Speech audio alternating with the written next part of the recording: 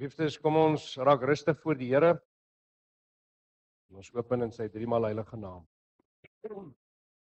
Ons hulp is in die naam van die Here wat hemel en aarde gemaak het. Genade, barmhartigheid en vrede van God ons Vader en Jesus Christus ons Here deur die kragtige werking van die Heilige Gees.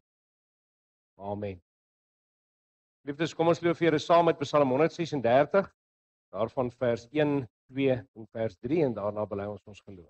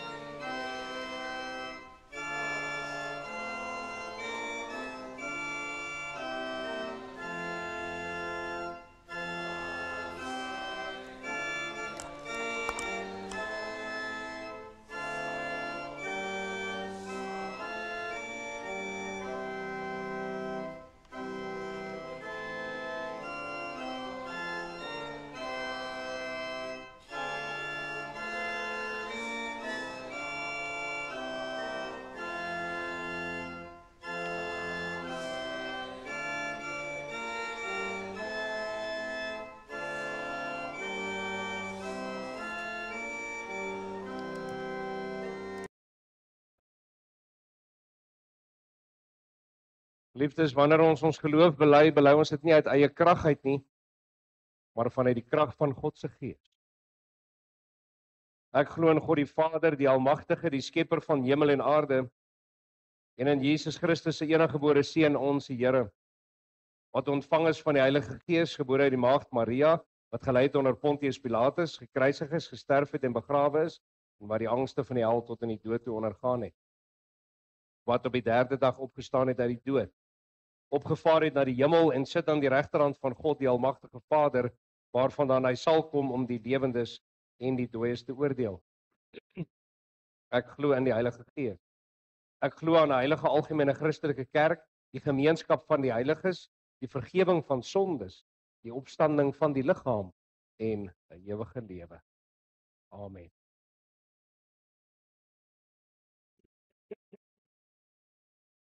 Liefdes, as antwoord op die wet, na die 10 gebooie, Psalm 138, daarvan vers 4, en daarna bid ons saam.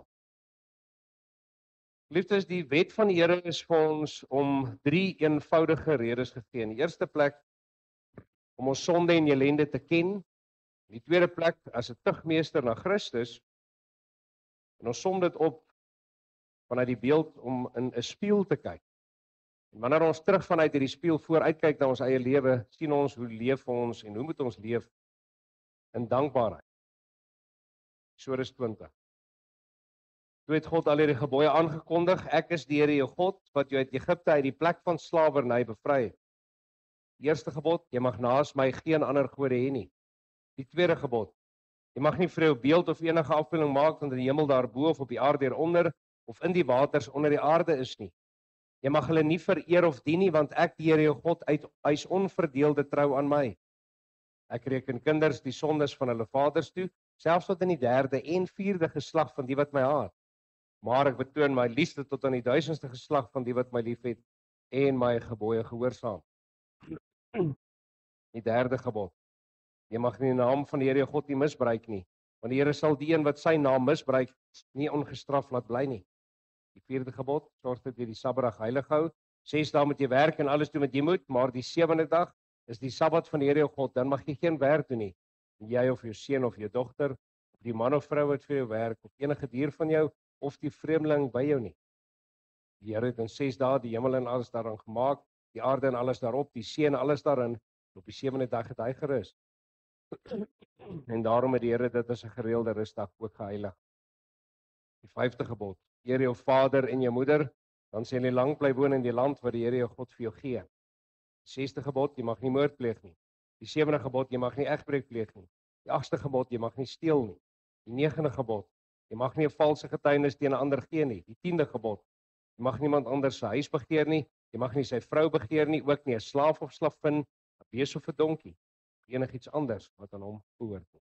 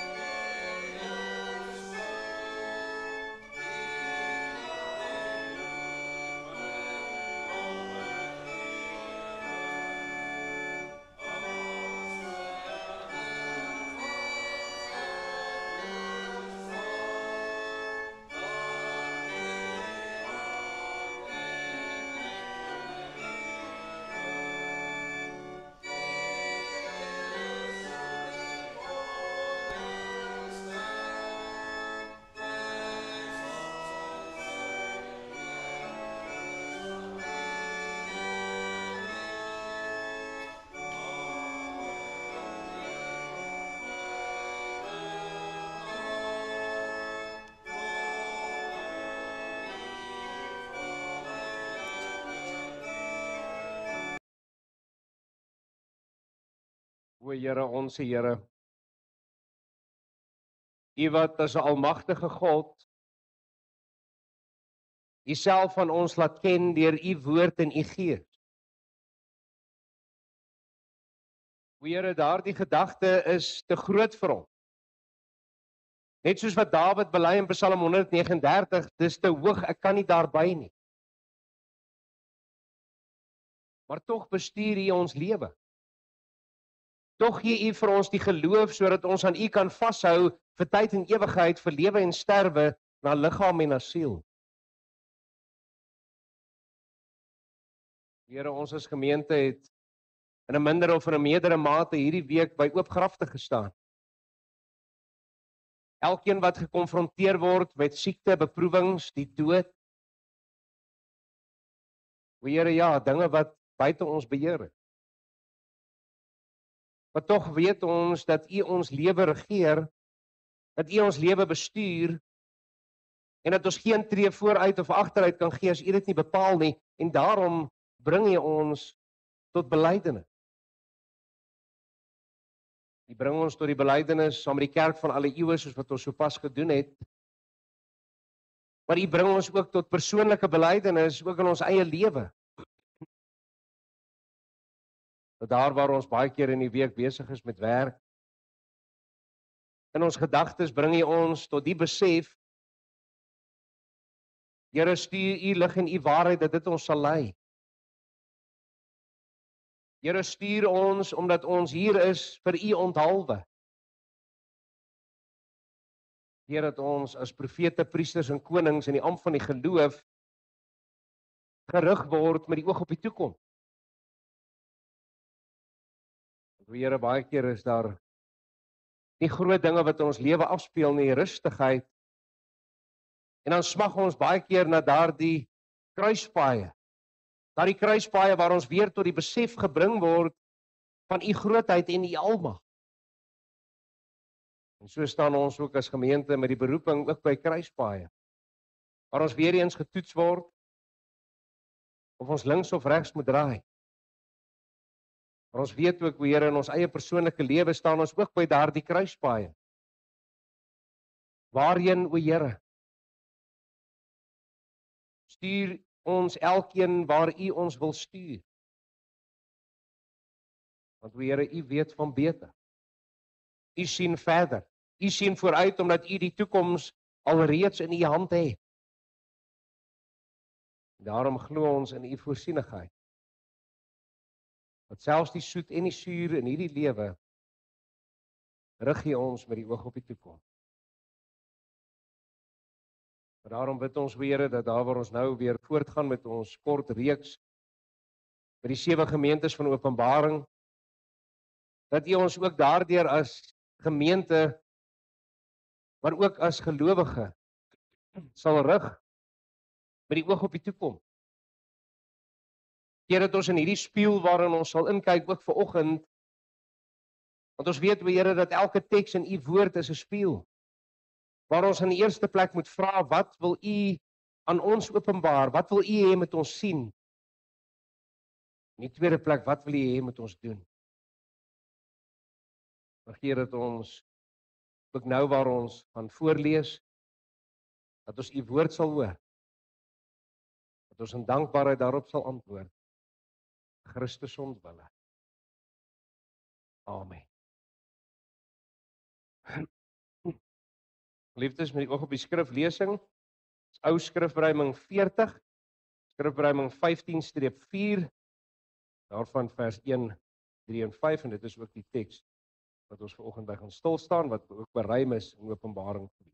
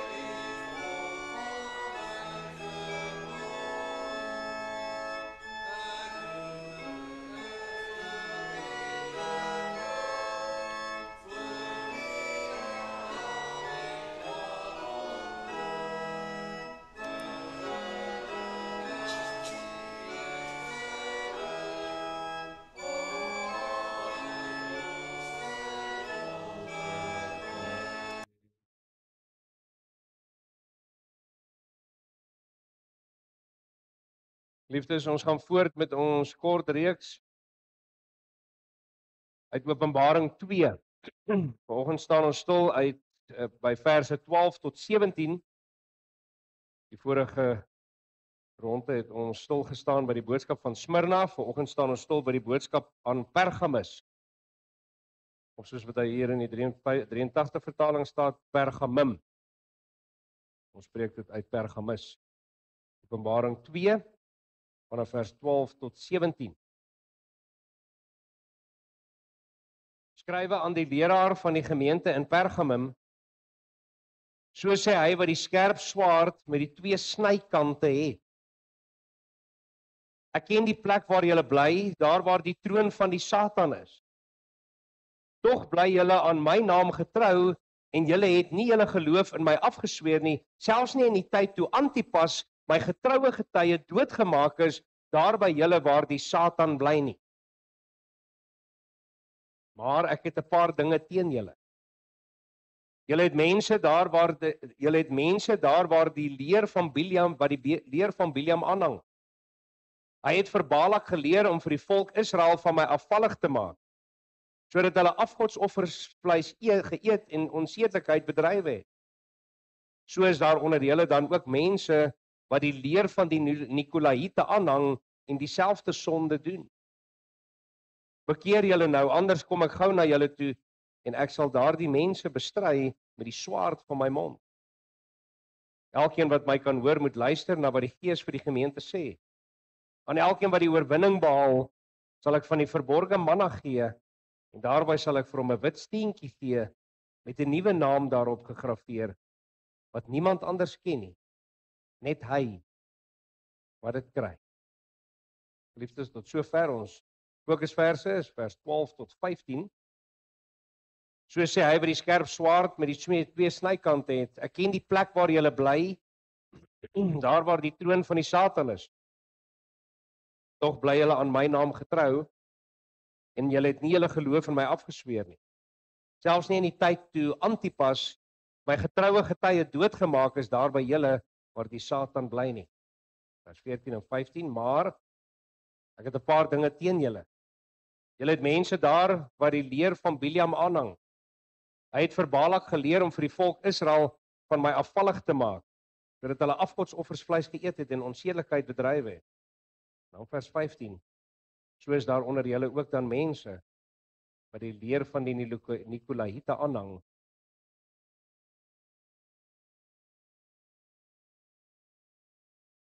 Liefdes, in die lewe of in 'n samelewing is dit soms moeilik om die regte pad te stap. Jy word beïnvloed deur alle strominge van leringe rondom jou. Kom ons neem net een voorbeeld, denominasies. Hoeveel denominasies is daar selfs net in Alberton? Hoeveel splintergroepe en godsdienstige groepe is daar wat hulle self kerke noem? Bedoelende die beïnvloeding van buite niks anders as destyds nie, is baie.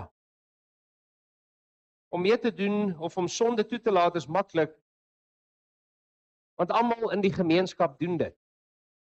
Ons kan onsself ook die vraag afvra, waarom is ons Bybels gereformeer? Wat beteken dit om 'n Bybelse Christen in 'n identiteitslose wêreld te wees? Want ons weet ons identiteit vind ons nie in onsself nie, maar kry ons deur Christus. Maar nou is die vraag in die lig van die brief aan Pergamus, wie en wat hou ons staande te midde van al hierdie aanslae in 'n gemeenskap? En dit bring ons by ons tema vanoggend, dat Christus openbaar hom deur sy woord as 'n tweesnydende swaard. Ons gaan by 3 hoofpunte stil staan. Vers 12, Christus se bekendstelling. Vers 13, Christus se positiewe kommentaar. En vers 14 tot 15, Christus se negatiewe kommentaar. In die eerste plek, Christus se selfbekendstelling. Liefdes, volg saam met my in die teks. Christus se selfbekendstelling verwys deur terug na die openingsgesig wat ons by die heel eerste preek gesien het in hoofstuk 1 vers 16. Dan staan daar hierdie woorde, en 'n skerp tweesnydende swaard, hoofstuk 1 vers 16, het uit sy mond uitgegaan. Dit is die beeld wat Johannes gesien het. Hoe Christus homself openbaar, sê ook iets van die inhoud van hierdie brief aan Pergamus. Dit sluit aan by die selfbekendstelling hier in vers 12. Dit sê hy wat die skerp, tweesnydende swaard het. 'n Swaard met 2 snykante. 'n Swaard, weet ons, is die simbool van oorlog, magstryd en die onbeperkte volmag. Dit verwys na verowering en oorheersing. Christus as die regter wat kom oorlog maak as die oorheerser. As agtergrond by die selfbekendstelling sien ons dat Pergamus was die hoofstad van die destydse provinsie Asië. Dit was ook die hoofsetel van die goewerneur van Klein-Asië. Die sentrum, die regeermag, die swaardmag van Klein-Asië. Bring ons dit in verband met die agtergrond, geliefdes, van ons teksgedeelte, openbaar God homself deur Christus as die een wat die mag het, die een wat die swaard dra. Bedoelende nie die keiser nie die goewerneur nie, maar Christus is die ware een wat die swaard dra. Hy het alle mag in die hemel en op aarde, Matteus 28 vers 16. Hy is die alleen besitter, hy is die alleen eienaar. So openbaar hy hom aan hierdie gemeente wat in 'n stad is, wat hom nie ken nie en wat hom ook nie wil herken. Hy sê in hoofstuk 1 vers 16 in die lig van Pergamus, 'n skerp tweesnydende swaard wat uit sy mond uitgaan. Wat is dit? Blaai ons terug na Genesis 1, geliefdes, as God praat, dan gebeur dit. As hy sê, daar is lig, dan is daar lig. As hy iets sê, dan geskied dit, dan gebeur dit. Hy tog is nie net die woord nie, hy tog is aan die woord in die hemel en op aarde. Maar dit in die eerste plek, die selfbekendstelling van wie is God. In die tweede plek, met hierdie swaard wat uit sy mond uitgaan, bring ons by ons by die tweede hoofpunt, Christus se positiewe kommentaar in vers 13. Christus, die een met die tweesnydende swaard, sê in vers 13, ek ken jou werke, die plek waar jy woon waar die troon van die Satan is. Christus kom en hy prys sy gemeente. Christus bemoedig sy gemeente en hy sê, ek ken jou werke en ek ken die plek, die woonplek, die omgewing waar jy gekonfronteer word as my kind, dit ken ek. Bedoelende, God is op hoogte van sake. Dit is 'n risikovolle plek, waar jy as gemeente my getrou dien, maar ek sien dit raak, my kind, en hy sê in vers 13, julle hou tog in hierdie omgewing, hou julle vas aan my naam. Julle het my geloof nie verloon nie. In vers 13, volg saam met my, is hier twee parallelle wat teenoor mekaar staan, die van God en die van die troon van die Satan, die voorbeeld wat hy genoem. Die troon van die Satan, as beeld, is die teenstander van die troon van God.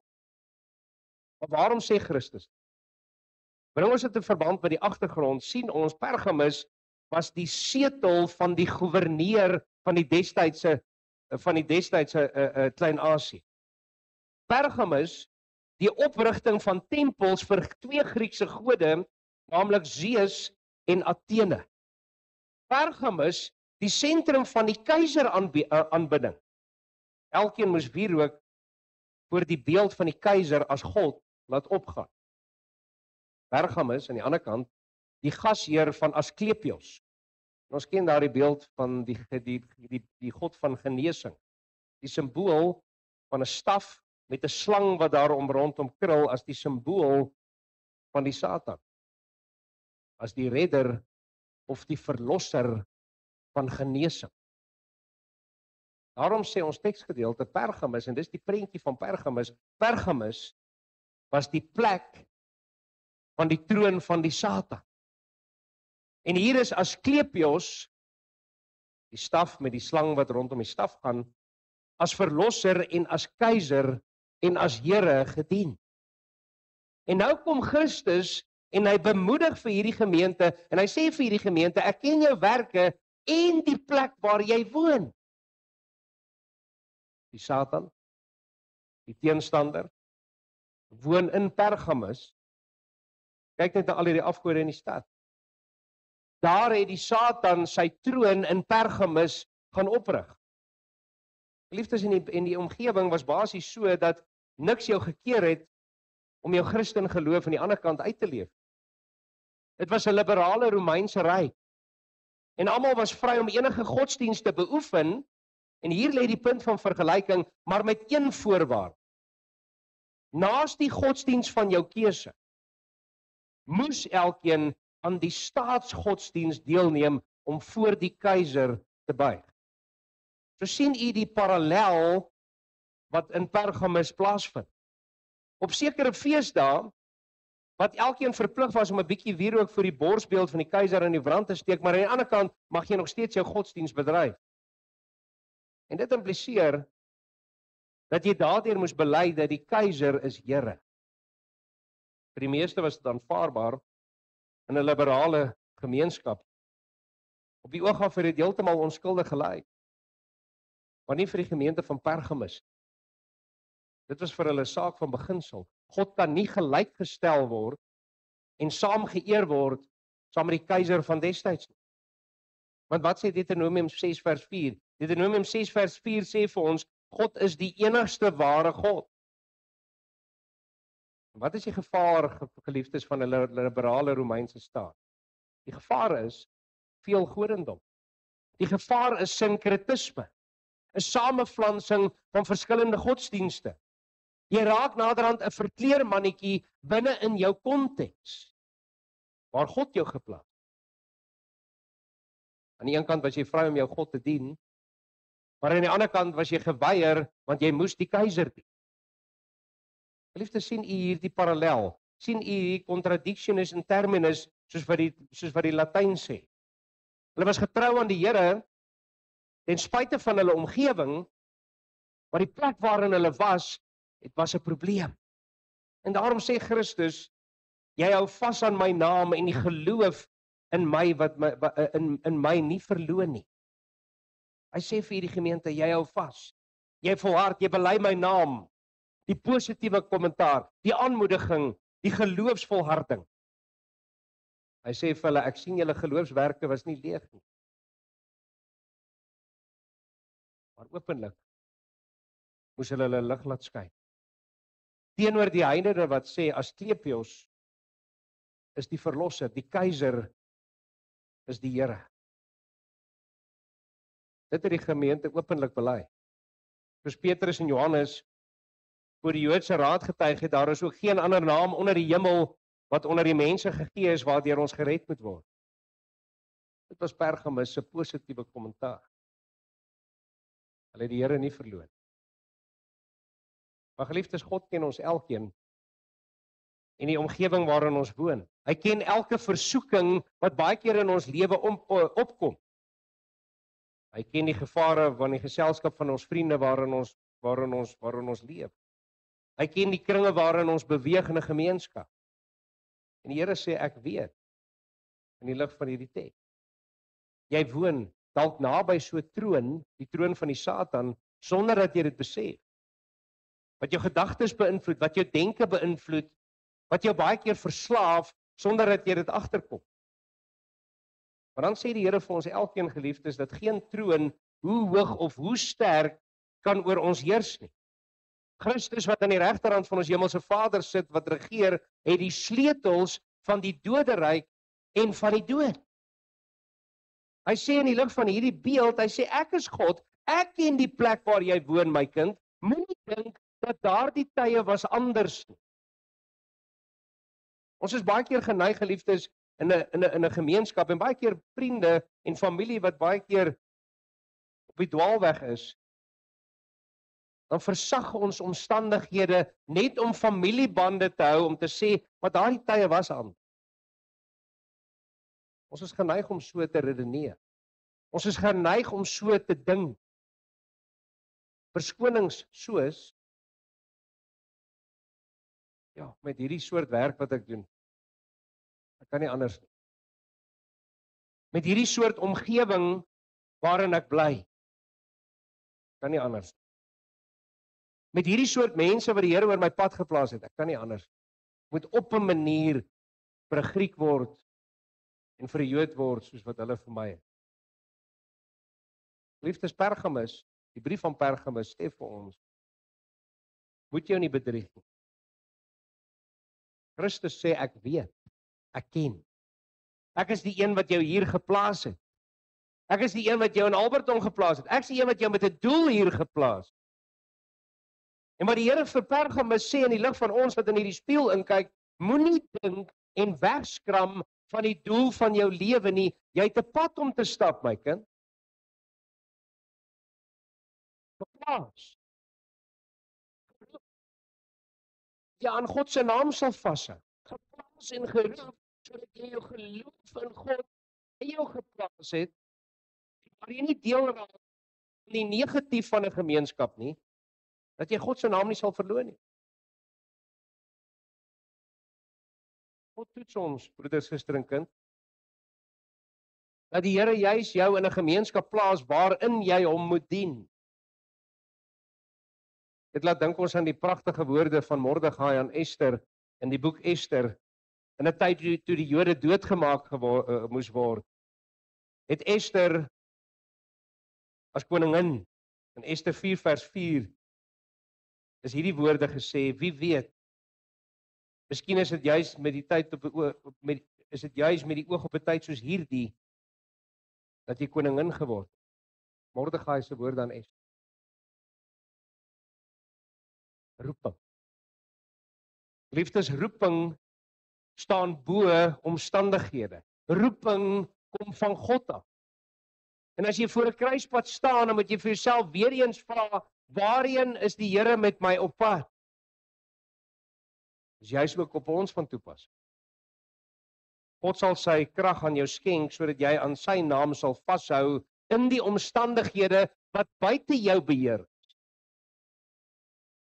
En dan kom ons teks en hy sê verder in vers 13, in die lig van hierdie spieël waarna ons moet vaskyk, ons moet inkyk, vers 13, selfs in die dae waarin Antipas my getroue getuie was, wat gedood was by julle, waar die Satan woon. Geliefdes, hierdie getuigskrif, hierdie verslag van hierdie gemeente lyk eintlik mooi, dit lyk pragtig. Van Antipas, die getroue getuie, weet ons, is daar nie veel bekend in die geskiedenisboeke. Maar wat ons wel weet, is dat hy is gedood deur vervolging. Dit wil sê, hy was 'n getuie, 'n martelaar. In daardie tyd waar die Christelike gemeente en die Satan woon, was hierdie Antipas 'n getroue getuie. Die voorbeeld wat hier genoem word. Maar hierdie bloedgetuie bring botsing mee.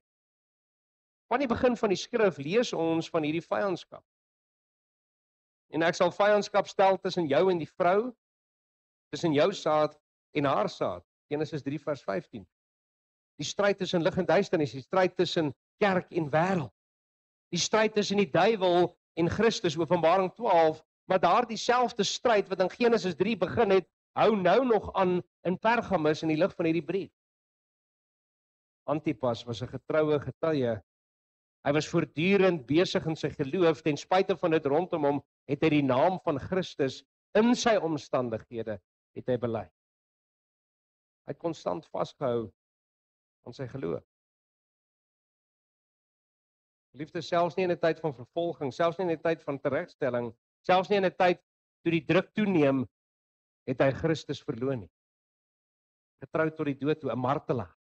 Dis wat die Griekse woord martelaar beteken, is om getuie te wees.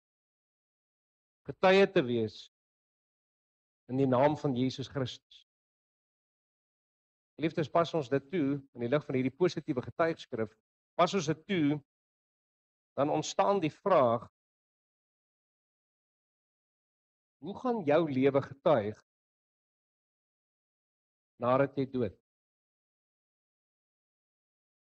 Dink bietjie. Christus praat in hierdie brief in Pergamus van Antipas, 'n martelaar, 'n getroue getuie, 'n bloedgetuie wat nie teruggestaan het in die tyd wat God hom op 'n plek geplaas het. Van Antipas word daar gesê hy's 'n getroue getuie, nie net 'n getuie. 'n Getroue getuie, dit beteken hy staan in die naam van Jesus Christus. As een ek môre sterf, wat sal die getuienis rondom jou lewe wees? Wat sal voortleef in jou getuienis van Christus of in jou getuienis van jouself? Soos Openbaring 14 vers 13 sê, geliefdes, na jou dood, jou werke volg jou in die ewigheid. En dis nie iets vreemds nie. Ons elkeen se lewe het effek nadat jy dood is. Dit hoor ons elke Sondag. Eksodus 20 vers 5. God is 'n jaloerse God wat die misdaad van die vaders besoek aan die kinders, aan die derde en aan die vierde geslag van die wat my haat. Ons bely dit. Bedoelende jou lewe het 'n effek. Maar die vraag is, in die lig van hierdie spieël waarna ons pas kyk, besef ons, getuig jou lewe van Christus? Hoe getuig ons na 10 of 20 of 30 jaar? Jou lewe getuig van wie, in wie is jy geanker? Word dieselfde nie in Hebreërs 11 gesê van Abel, in die galery van geloofsvoorbeelde uit die Ou Testament, dat sy geloofswerke volg hom al nadat hy dood is. Ons weet Abel het 'n beter offer aan God gebring as Kain, 'n getuienis dat hy regverdig was. En dan staan daar, en deur dieselfde geloof spreek hy nog nadat hy dood.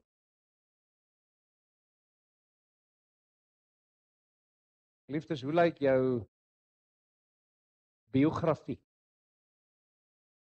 Hoe lyk jou getuienis? Hoe lyk jou geloofsgetuienis? Selfs as een ek môre sterf. Dink aan die beeld van die see of 'n brander. Soos 'n seegolf wat breek as 'n brander. Jy het eers die brander gesien en dan val die brander. Maar dan hou die effek van die water nog aan. Lank nadat jy die brander gesien het. Vra jouself, Dit hoe my lewe lyk. Kom ons luister in die derde en laaste hoofpunt na Christus se negatiewe kommentaar, vers 14 en 15. Liefdes, alles in hierdie gemeente is nog nie reg. Soos die teks sê, daar is enkele dinge wat aandag kort wat reggestel moet word. En dit was nie net die algemene gees in die gemeente nie. Was nie die algemene gees, maar net sekere lidmate binne in die gemeente. Christus begin deur te sê, ons vind die teenstelling, maar ek het enkele dinge teen jou. Die inhoud van hierdie enkele dinge is dat daar mense in die gemeente was, nie almal nie, die word nie veralgemeen in hierdie brief, interessant, maar enkeles wat vashou aan die leer van Biljam. En dit staan in teenstelling met vers 13 wat sê, jy hou vas aan my naam, ek het geloof in my. En nou hier in vers 14, wat vashou aan die leer van Biljam.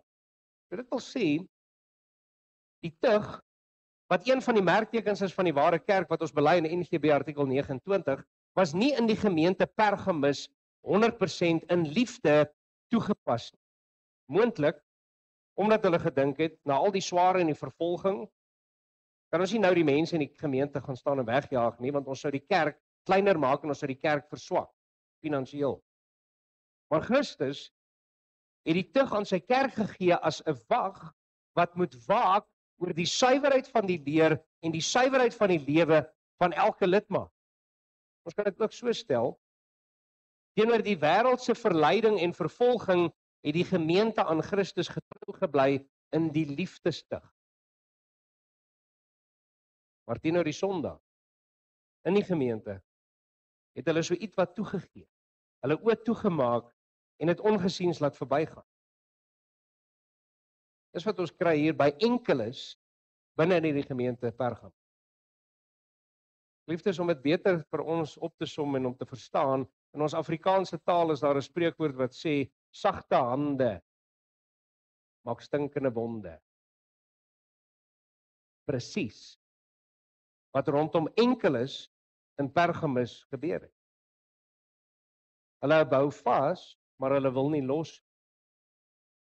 Hulle hou vas, maar wil hulle nie bekeer nie. Wat was hierdie leer van Biljam? En wie was Biljam? Ons lees daarvan in die boek Numeri. Daar staan hierdie woorde, wat vashou aan die leer van Biljam, wat Balak geleer het om 'n struikelblok voor die kinders van Israel te werp, naamlik die om van die afgodsoffers te eet en te hoereer. Geliefdes, die Israeliete was op pad na die beloofde land, staan daar in Numeri 22. Hulle het laar opgeslaan in die vlaktes van Moab. En die Moabitiese koning Balak het toe vir Biljam laat kom. Interessant, toe hy die Israeliete in sy land sien, in Moab, die Moabsvlak. En toe het hy vir Biljam laat kom. Nou Biljam was 'n volkvloeker. Balak het toe hom te laat kom om die volk Israel te vervloek wat in sy land ingekom het, omdat hy bedreig was dat hulle sy land sou oorneem. Toe vloek hy hulle. Maar Biljam kon niks uitrig nie. Interessant. Nadat die Here hom aan Biljam geopenbaar het, het hy die volk geseën. En daarvan het die koning van Balak glad niks gehou nie. Maar Biljam, die waarsêer, Numeri 22 vers 7, en jy kan dit gerus vanaand by die huis gaan lees, het geen ontzag vir God gehad. Hy was net een van vele. En toe gee hy aan Balak, die koning, die goddelose raad, Numeri 31. En hierdie raad het daartoe gelei, dat die Moabiete, die kinders van Israel, uitgenooi het na die fees van Baal Peor. Biljam ken die volk se swak plek, en hy adviseer toe vir Balak, hoe hy hierdie volk kan verlei. Die volk is op so 'n manier mislei en verlei, sodat hulle, soos ons teks sê, afgodsoffers geëet het en verder gehoreer het. Die Here het 24,000 Israeliete daardie dag om die lewe gebring, Numeri 25. omdat die raad van Bileam vir die kinders van Israel 'n oorsaak van troubreek teenoor die Here in die saak van Peor, sodat die plaag in die vergadering van die Here was, Numeri 31. Geliefdes, hierdie oorsaak van troubreek was die raad van Bileam, die volkvloeker word die volk verleier. En daar is iets interessant in ons teks. Dit is agtergrond, maar daar is iets interessant in ons teks, in vers 13 se einde, waar Antipas genoem word, as deel van die vervolging van die Satan, word nou in parallel geplaas met die leer van Bileam, die volkvloeker, wat 'n volkverleier geword. En dan staan daar in vers 14, omdat die Satan se taktiek verander het. Die vervolging onder die gemeente het nie meer geslaag nie. Want hulle het vasgehou, vers 13, aan die naam van die Here. Maar nou verander die Satan, vers 14, se taktiek na misleiding. En dit is wat die Here teen Pergamus het, die verleiding. Hulle hou vas aan die een kant, maar hulle word verlei aan die ander kant. Via die Moabitiese meisies verlei Balak die volk. Want die Satan self verander hom in 'n engel van die lig, 2 Korintiërs 11. Deur 'n struikelblok te stel, vers 14. Dit is sy doel. Hy gebruik ander lokmiddels om sy doel te bereik. Die volk is verlei en het ongehoorsaam geword, en nou kom Christus en hy sê aan hierdie gemeente, as deel van sy visitasieverslag, sy huisbesoekverslag, en hy sê, ek het enkele dinge teen jou, almal het daarvan geweet, maar niemand het iets gedoen nie. Bedoelende, enkeles in die gemeente het deelgeneem aan die heidense feeste, ek het teen jou, dat niemand iets gesê het, of niemand iets gedoen het. Dis die verslag aan Pergamus. Bedoelende, sagte hande maak stinkende monde. Ons sluit ons oë. Maar dan hou Christus nie op met sy visitasieverslag nie. Hy sê in vers 15, maar dis nie al wat ek teen jou het nie. En dan gaan hierdie lys nog aan. Dan sê hy, so het jy ook mense wat vashou aan die leer van die Nikolaïte wat ek haat, sê die Here. Wat sien ons? In die valstrik van Bileam, maar nou ook in die valstrik van die Nikolaïte. Die Nikolaïte is ook al genoem in die gemeente Efese in hoofstuk 2 vers 6, wat ons al reeds by verby het. Die Nikolaïte, interessant, gebruik die Bileam taktiek. Dis hoekom dit hier genoem word. 'n Struikelblok, 'n struik vir die gelowiges. In Efese, in hulle leer deur die gelowiges gehaat, maar hier in Pergamus is die gelowiges toegelaat om hulle slegte lewe voort te sit. Iets van 'n kompromie met die waarheid, iets van 'n kompromie met dit wat nie moet nie. Want ons weet in die lig van Efese, die brief van Efese, het ons gesien dat die Nikolaïte het nie 'n goeie etiek gehad nie. Hulle het 'n kompromie gesluit met die samelewing, met 'n heidense samelewing. Hulle wou die Christelike geloof versoen met die heidense ongeloof, net soos hierdie tipe van situasie wat afspeel in 'n liberale stelsel. Jy kan God dien, maar jy moet die keiser ook eer. Dis wat ons sien by die Nikolaïte. Hulle etiek was skeef. En nou kom die Here en hy sê dit mag. Dit kan nie. En Nikolaïte het geleer dat 'n Christen wat vrygespreek is van sy sonde in Christus, dit wat nie meer mag oor jou het nie, jy mag iets doen wat die wêreld doen. Jy kan iets doen wat die wêreld doen, want dit het mos nou nie meer 'n hou vas op jou. En so het die Nikolaïte in denkwyses mense probeer verlei om minder eng te wees, solank jy net in Christus glo. Maar op 'n valse etiek. En so is mense verlei. Die leer van die Nikolaïte beteken 'n kompromie geloof, 'n Bileam taktiek. Maar vandag gebeur dieselfde. Vandag word geleer deur gelowiges dat die doel heilig die middel. Jy ken daardie spreekwoord. Die doel heilig die middel. Die Satan sal met sy verleidingstaktiek sê, ek het jou mos gered in Christus, so hoekom bekommer jy jou? Jy as 'n sosiale geskape wese, jy's mos nie 'n kluisenaar nie. Jy woon mos in Pergamus. Jy kan God dien, maar jy moet aan die ander kant net ook respek betoon aan die keiser van die stad. Met 'n bietjie wierook, dis mos min gevra. Liefdes, Biliam taktiek, is verleidingstaktiek, is Nikolaïte taktiek, is 'n New Age denkwyse taktiek.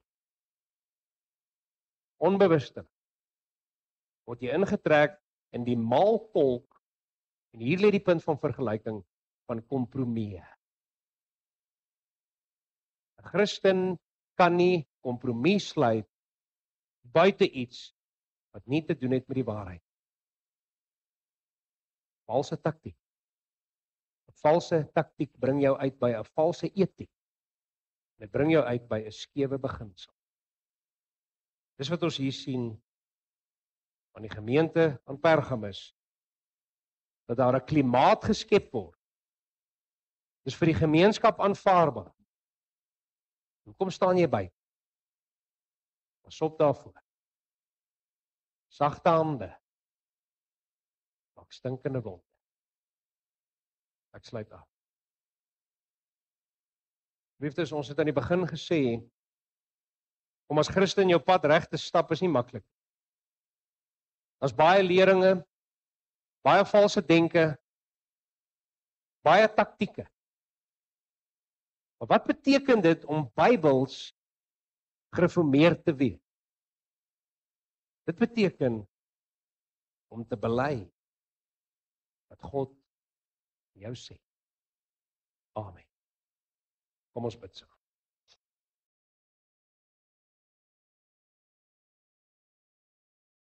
Ons hemelse Vader, Here, U konfronteer ons vanuit die ewigheid vir ons hier in ons gemeenskap. Met waarmee is ons besig? Waarmee is ons besig in ons kerkdiens? Waarmee is ons besig in ons amptsdiens? Waarin is ons besig by die werksplek? Waar is ons besig by ons huise? Dis in ons vriende, by ontspanningsplekke. Here, U vra van ons om onsself te spieël teen U woord. U waarsku ons teen die gevaar van 'n kompromie geloof, wat so wil inpas met die wêreld, so 'n oogsluit, 'n oorsluit, dat sagte hande maak stinkende wonde. En Here, dat ons in die lig van hierdie Ou Testamentiese voorbeelde van Biliam en Barak, die Nikolaïte se denkgees, valse ideologieë en taktieke, dat ons dit sal agterlaat. Dat ons aan die een kant ja die gevaar daarvan sal sien, dat ons aan die een kant ja die valse metode daarvan kan sien, maar dat U ons waarlik, omdat U ons liefhet, vir ons sê, pas op my kind. U ons daardeur die liefde openbaar, deur ons te waarsku, met harde woorde te praat, dat ons onsself sal spieël teen U woord.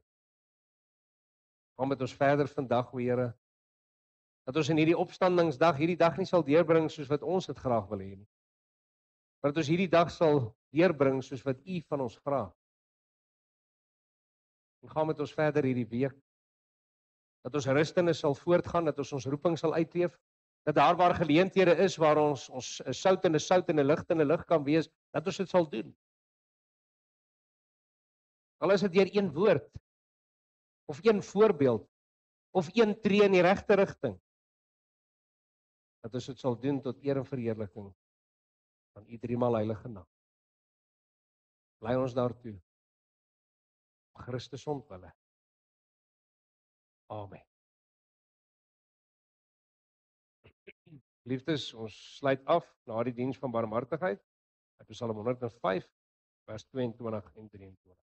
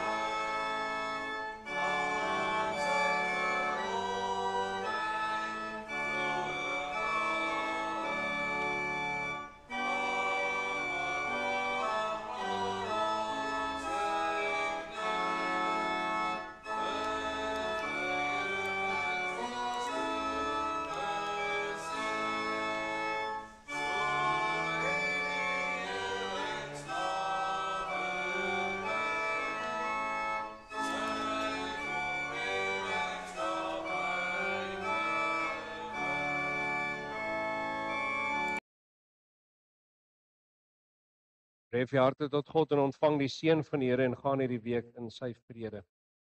Mag die genade van ons Here Jesus Christus en die liefde van God ons Vader en die gemeenskap met die Heilige Gees met ons almal wees en bly. Amen.